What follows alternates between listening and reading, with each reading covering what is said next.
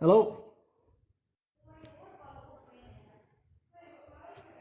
Hay ku soco qof ku xiga. idris oo ku salaamay dhammaan iyo asxaabtaada. Soo dhawow brother. waa mahadsan tahay nin su-aal yalaan rabay inaan ku weydiiyo oo ku saabsan xagga immigrationka. famil ku imaadeen yani refugee ahaan, laakiinse responsor ahaa oo aabahood halkan joogay.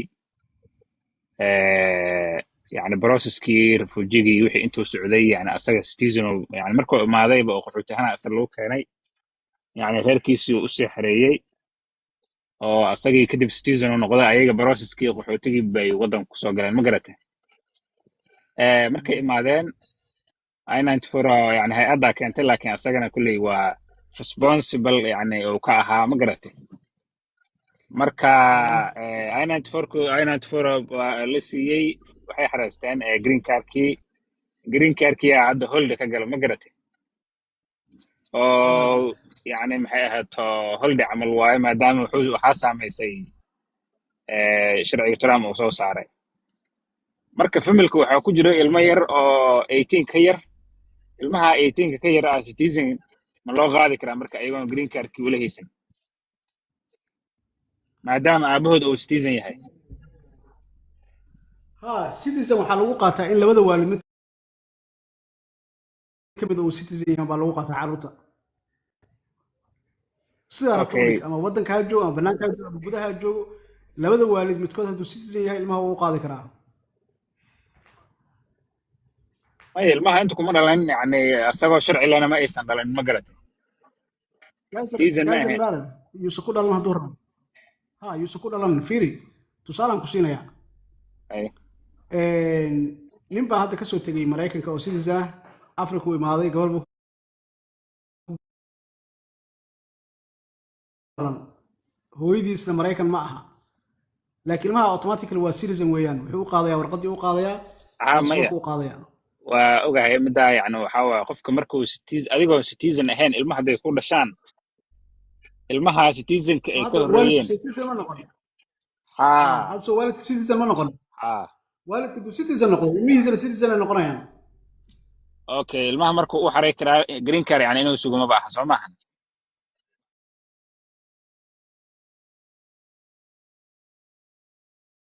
Yaagag iyo waxyaalaha ay biyaha ku dhaansadaan booyad meeshay ku arkaan 1,000,000 oo ruux baa kusoo shiraya sidii ay u helaan bal inay biyo yar helaan. marka abaaro xun baa jira hadda.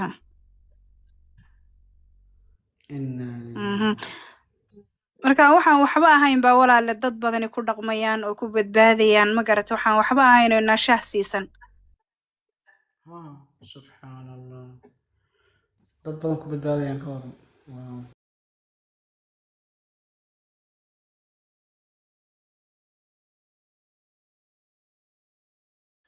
maxaakima walaale waa runtaada. carruuraha agoonta ah waa very important weeyaan. maasha allah waynu iidsiinaynaa.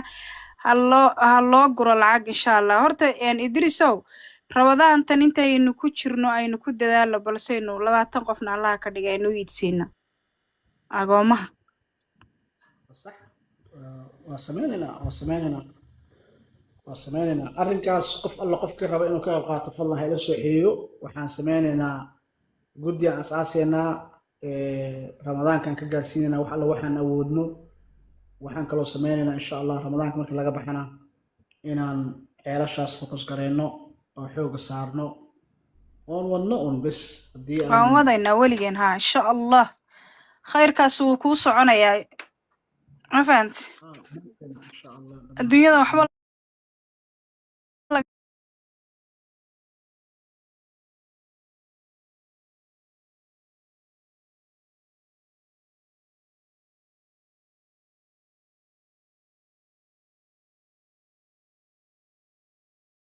maasha allah. qofkii soo fuula halkaa ka hadlaba waa macquul weeyaan. marka u malayn maayo $20 iyo wax ka yar inay culays ku tahay. ka badan bay bixinayaanba.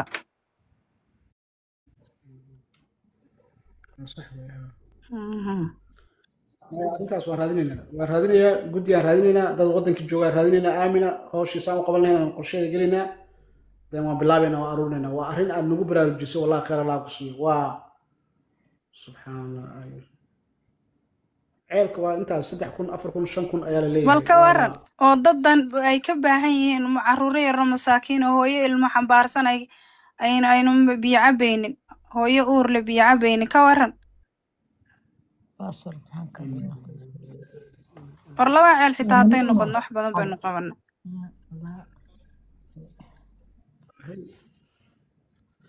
asxaabta hoos joogta bal soo qora arrintan haddii aad taageersan tahay oo aad ka qayb qaadanayso yes ready soo qor yes ready amalan dhifiirine dadka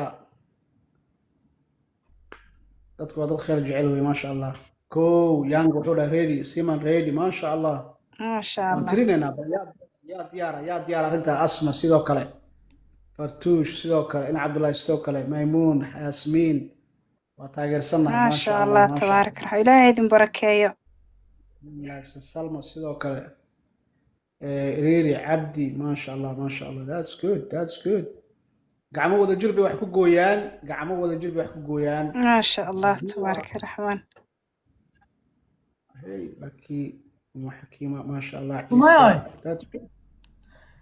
wallahi waxay noo noqonaysaa sadaqatul jaariya aad u weyn bay noo noqonaysaa inta ka dhiman qolkan waxaa weeyaan waa in aan arrimahayna annagana haystay reer maraykana aan ka wada hadalno dadkeennina aan caawino labada haddaan purposkeeda ka dhigno inaan dhexdeennana waxa dhibaatada nagu ah aan iska caawino qofka cusub kan green cardka raadin kan sharciga kan tigidka soo qaatay kan loo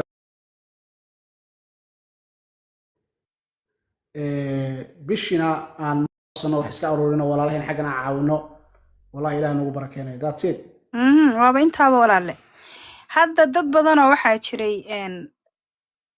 waad ogeydo waxaynu soo marnay arrintii laga sheekayn kara may ahayn runtii ice iyo wixii isuga dhexgalay iyo maxkamadihii iyo wixiiba dad badan baa aad iyo aad emotionally u noqday qolkani wuxuu u noqday dhiirigelin lagu tashado oo habeen walba lagu soo xisaabtamo oo xitaa waqtiga aad soo gelaysaa qayb sugi la'ayd abad waa lagu nafisayaa wax kala daaya oo waa la dhegaysanayaa oo talooyin oo mataqaanaa xitaa dad sida ay wax u qabsadaan garala ama green cardka ama wax ka caawiya baa talooyin ka helay oo meelay caawitaan ka heleen oo wax badan ma fahante maasha allah marka qolkani faa'iido badan buu leeyahay sadaqadana haddii lagu sii daro